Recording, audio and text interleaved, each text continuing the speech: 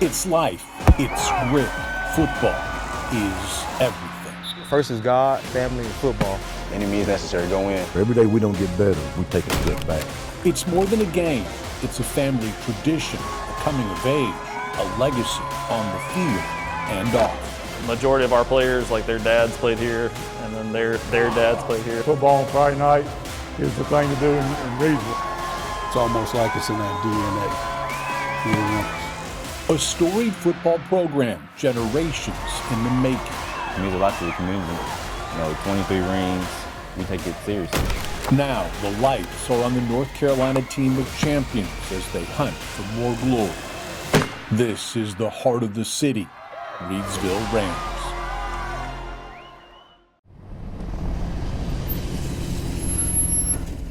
Summer break ends early for the young men who wear the gold helmets in Reidsville, North Carolina. It's an annual ritual not unique to the Rams. Tens of thousands of high school athletes trade summer mornings for the chance to shine brightest under the lights on Friday nights. In this former tobacco town, football is a way of life. Football to me is very important since I've been playing it for a real long time. That's all I know for real, honestly. That's all my dad really puts in my head, football, school. I really feel like it's developed me into the person I've become now as a man. Little small pockets like this around the state, it seems to be a lot of 2A size programs. You're in an actual community where people, if there's a school, like it's not a question of what school they're going to go see. Like if you live in Reidsville, you're going to go watch a Reidsville football game. Winning always helps build excitement, and the Rams of Reidsville are prolific at winning. A state record 23 titles, 10 since the turn of the millennium. But before this team can lift another championship trophy over their heads in December, they have to lift weights in July. Bench press. When you come off, you're going to grab a 25-pound plate. You do an upright row. Bring that plate right beneath your chin.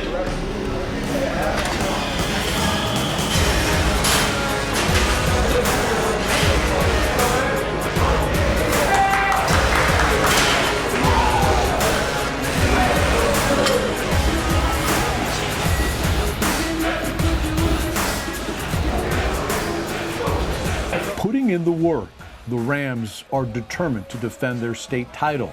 The long road to a 24th championship in front of them. We won't win the state championship today. It's a long haul. So enjoy today and let's get better tomorrow and let's get better each day. We won't win it today, but we can lose it today if we don't get better. Every day we don't get better, we take a step back. So, we're not going to win it July 31st. So let's be sure we're on our game every day when we step across that line and step on the practice field.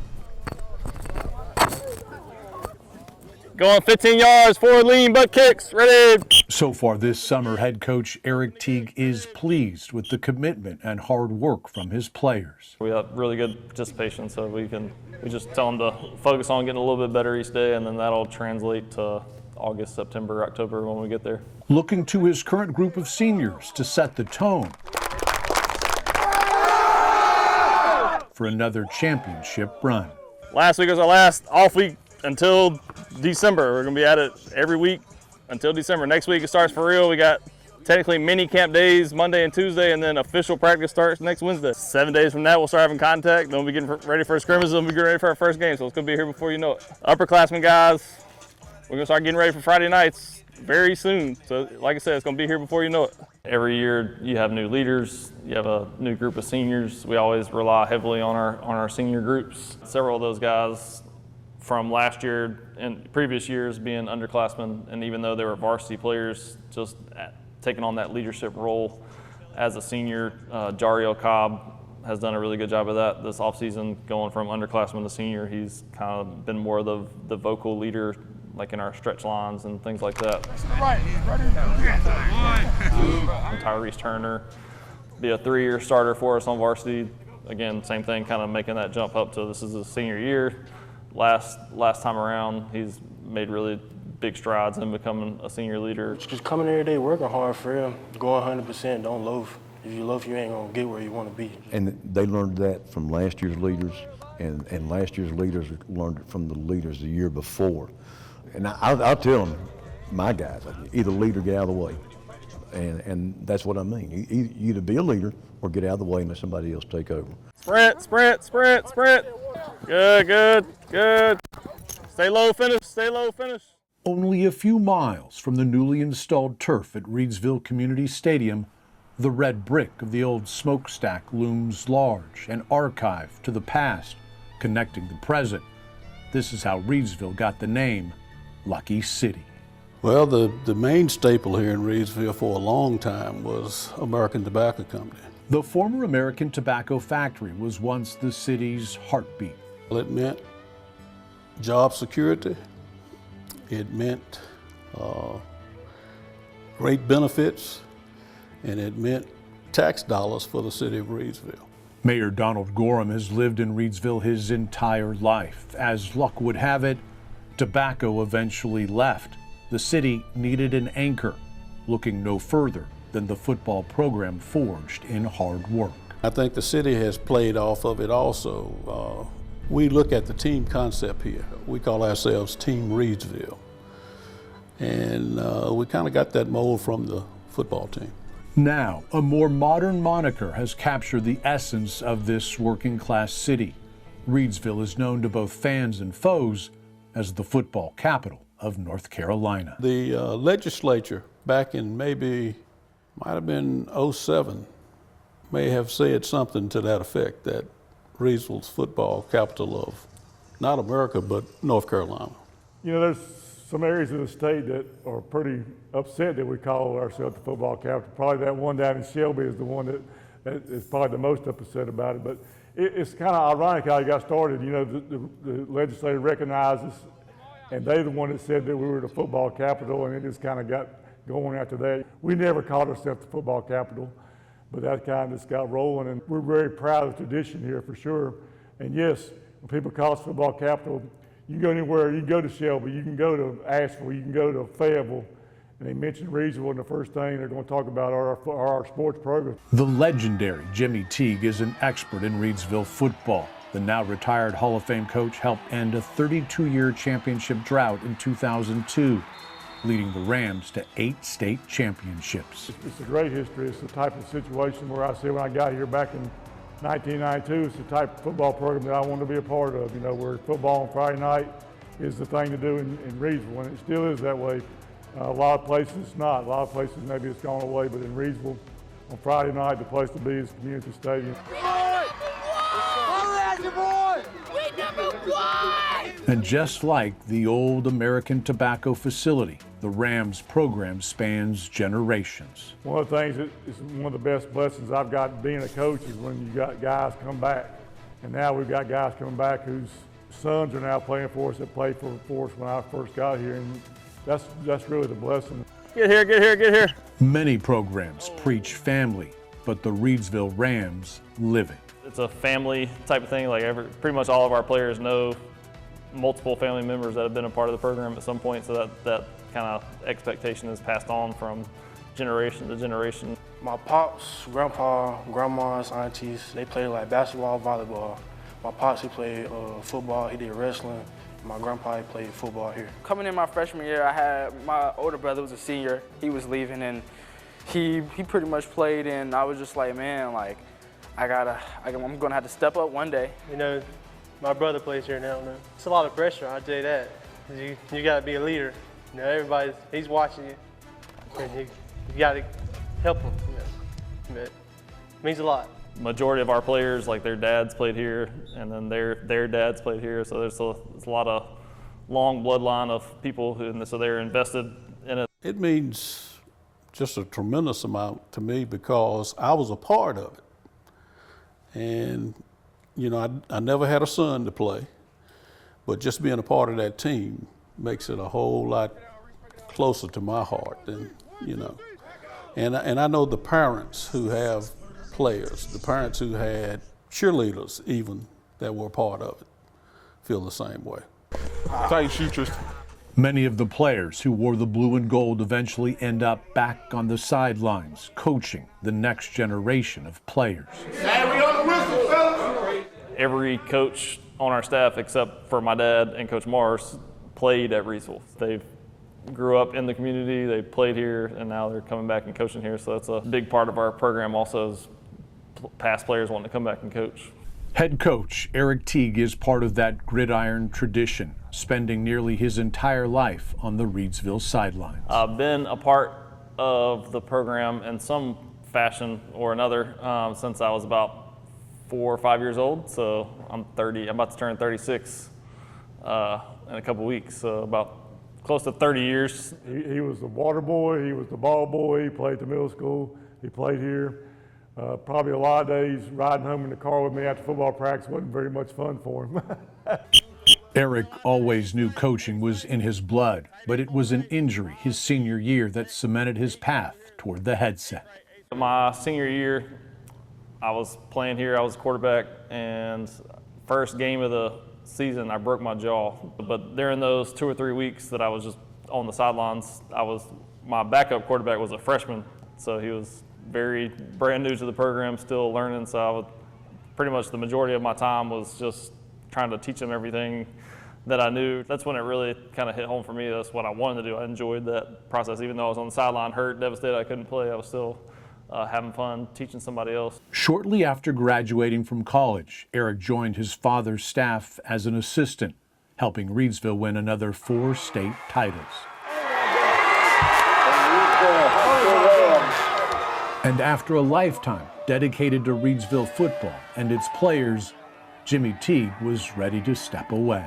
I pretty much invested my whole professional career at Reidsville High School, and that's another reason why I'm saying too, it's not retiring, it's just transition to a different role. My heart and soul will always be with this place and doing everything I possibly can to help this football program and help the school do whatever it can to continue to be successful in whatever direction they go in. I knew it would happen. It was kind of heartbreaking. I was very pleased that his son had signed up for an interview, and even more pleased when he got the job. I felt like I was definitely ready to become a head coach. All the time I had spent with him, basically trying to soak up anything I could along the way. And knowing that Jimmy was going to still be here, that made it even better. Eric took over the program last year, fresh off a tough state championship loss that prevented his father's legendary career from having a storybook ending.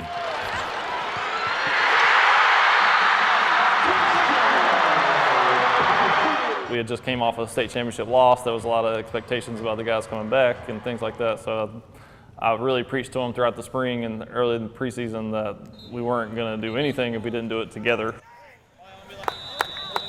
Even in retirement, Jimmy Teague was not going to stray too far from the program he helped build, joining his son's first staff while allowing Eric to grow as a coach. Last summer was harder than this summer for sure, because having done it for 43 years, I was in that routine of doing everything, so I purposely tried to stay away. I wanted to try to stay out of his way. If he asked me a question, then I was there to answer it for him, but I wanted to stay out of his way as much as I could, and they didn't make his own decisions. Have you got 2 backs? As Eric adjusted to his new role, Pretty much until September, it seemed like there was something new I was dealing with that I hadn't never had to deal with before. he knew he had the ultimate resource in a dad that won 8 state titles. There's not many first-year head coaches that just have kind of a Hall of Fame coach just kind of sitting on the side. Most of the times if I run into any issue, something I'm not sure about, he's usually the first person I call and then kind of go from there. But yeah, it's definitely a big resource for me. And then I've also experienced it firsthand my whole life. I mean, I was on the sidelines. I wanted to be the guy there that could give an answer when he needed a question. Still to this day, if he's got a question, I want to be able to get a guy that can hopefully, at least if I can't give him an answer, point him in the right direction. His father's legacy casting a larger-than-life shadow, Eric choosing to embrace the challenge rather than run from his dad's shade. When I was younger, I might have thought that way a little bit. I thought maybe to be a head coach, I might have to go outside of Reidsville. It's more of an honor to be even compared to my dad at all, honestly, than it is a negative thing. Like if someone's saying like you're in their shoes or in their shadow like that, those person's shoes or that person's shadow has obviously got to be worth something to try to live up to. So I'm more so honored that people would even compare me at all, whether it's a positive or a negative. That choice led to immediate success and a stamp of approval from Dad. He obviously made a lot of good decisions, especially as the year went on. I think we all kind of struggled with the injury part of things early last year, but as the season wore on, he got more comfortable. And, you know, he's really only been the head coach for a little over a year when you think about it. It seemed like a lot longer than that. And then obviously the way the season ended, we started playing really good in October, late October, early November, and then that kind of carried over into the playoffs. So it's not a better way to really end the season from a football standpoint, but it was a good overall first year as a head coach. In his first season as head coach, Eric won his first championship and the 23rd for this storied program. Even in Reidsville, where championships are part of your DNA, number 23 was extra special for the Teagues.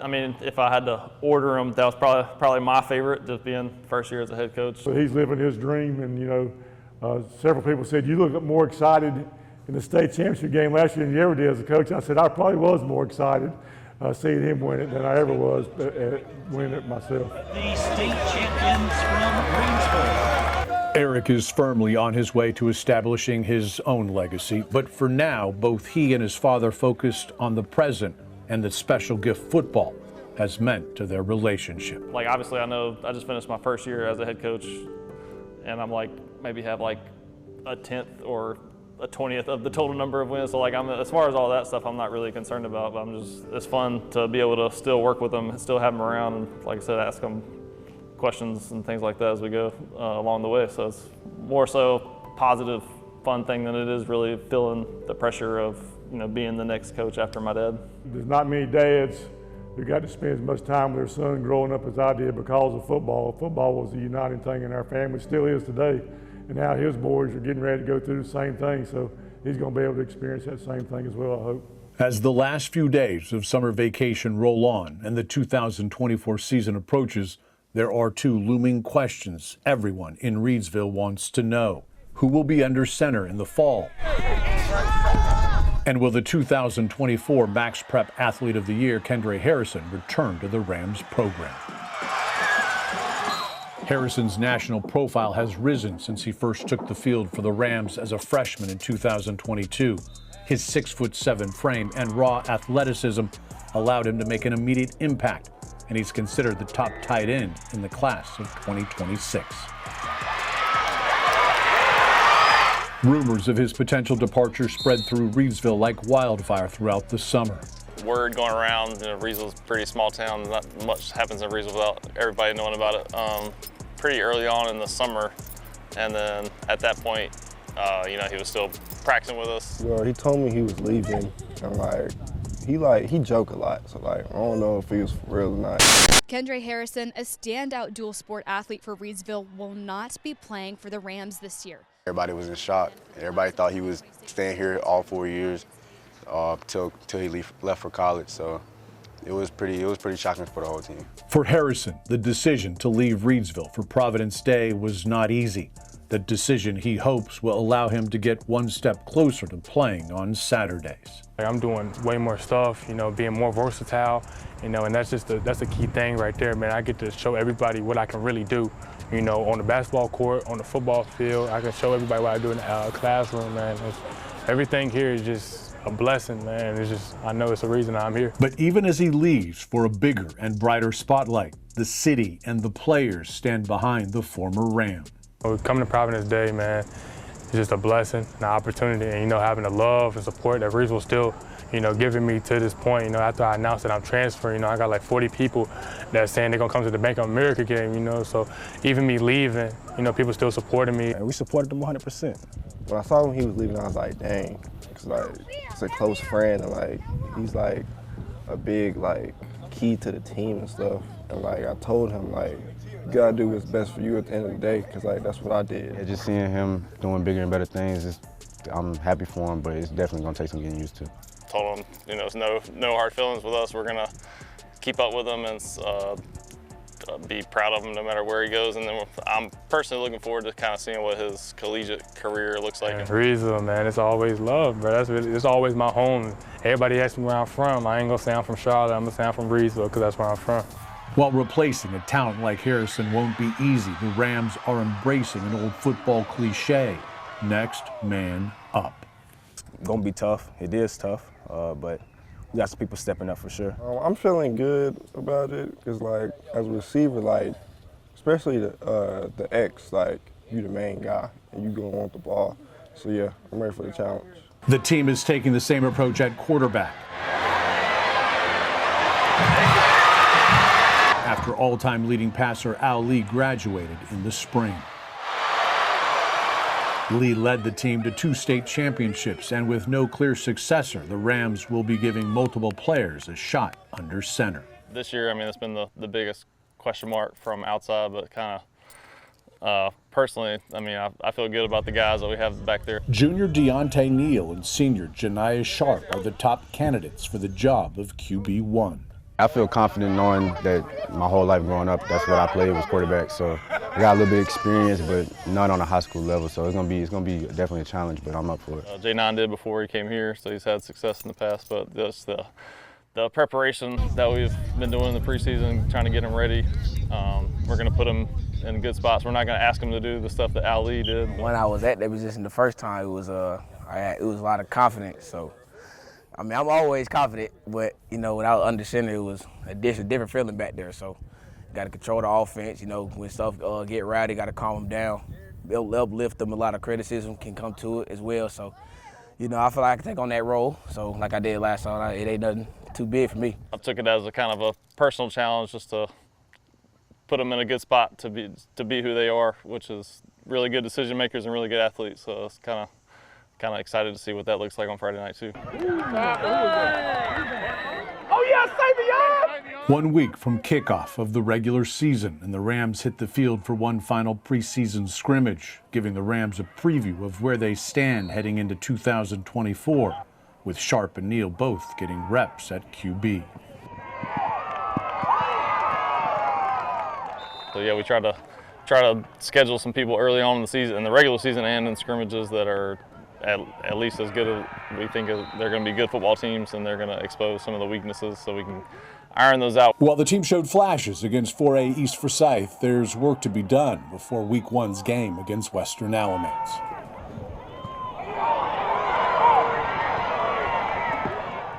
Yeah, at this point in the season, it's always like nothing's really good enough. There's so many things that we feel like we can continue to get better at. So at this point in the season, you know, everybody's kind of on edge. One, kind of ready to get started and actually see what we look like on Friday, but then also just from the stuff that we've seen in preseason and scrimmages, there might be some question marks here and there that we're kind of ready to see play out in the actual game. So it's a little bit of anxious vibes going, but then also just kind of excited to see what the guys got. Improvement and finding their identity will be the key if they want to defend their state title.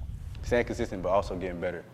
I feel like I gotta be better than I was last year and the year before that. I mean, I just want to keep rolling. I mean, I think I can get better. The sky's the limit for me, to be honest. I don't let distraction try to get to me. I just try to stay focused, do what I gotta do, get the job done. That's it. Progression, like just baby steps if we have to. Knocking one game out at a time, one day of practice at a time, just getting better each day, man. As long as we get better, I don't see nobody stopping us, honestly. The Rams know their pedigree comes with a price in 2024. This year, since we won this championship, we're kind of like we're the guys on top that everybody's trying to take down. So we're this year their camp shirt says "Hunt or Be Hunted." So it's kind of this approach. So everybody's going to give us their best shot when they play Reidsville. People are going to come for us because, like, with Reidsville football, like, one of the top programs in the states. Like, everybody gonna want to come for you when you that top dog. Try to stay focused and make sure we still trying to keep the same spirit as from last year when we try to get back there to the state championship and try to get back there and win.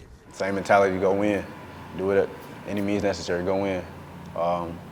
We got pretty much the same team to go do it. We got to just defend it for real. Keep going, get another chip for real, and continue to be the 2A champions. The Rams hit the road for their first game of the 2024 season with new leaders, a new quarterback, but the same attitude and expectations passed down through generations. Win another championship. Back in 1969-70, schools integrated. And Reidsville High School and Booker T. Washington High School married and became the Reidsville Rams. The first 2 years, we won back-to-back state football championships. And Reidsville has always been in contention for a football state championship. It's almost like it's in our DNA. We're winners. Yeah, we mention it probably at least once a week, and there's a lot of, there's a lot of expectations for our program. It's kind of a, if you're not making a run for a state championship, then it's a kind of an unsuccessful year. I don't think there's pressure. I think there's expectations, and there's a difference. Pressure keeps you from performing. Expectations kind of make you want to perform. So I don't think it's pressure. I just think it's the expectation, and it's the expectation of every group that's been here since I've been here, because they don't want to be the one to screw this up. When we lost that one my sophomore year, I made it a point to all the guys coming back that I didn't want to lose it again. I went to work. This year, the same way. I don't want to, he's a senior and he didn't win it. I don't want none of that. I want to go out and win it with these guys. It means a lot. Go out on top.